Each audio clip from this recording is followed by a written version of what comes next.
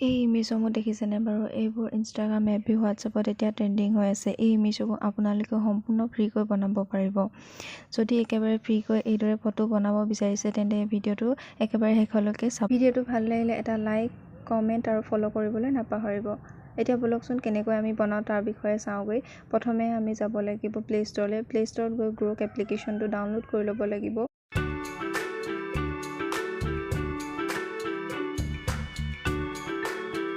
তাৰ আমি অ'পেন কৰিব লাগিব।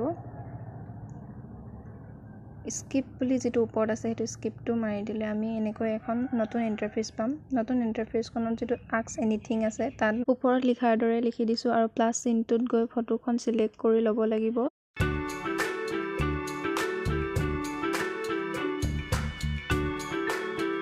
ৰাইট চাইডে থকা কাৰ চিনডালত ক্লিক কৰি দিয়াৰ পিছত আমাৰ ইয়েৰ এটা ওলাব। ইয়েৰটো আমি কিমান বয়সত বিচাৰিছোঁ সেইটো বয়সৰ হিচাপত চাই আমি ইয়েৰটো চিলেক্ট কৰিম।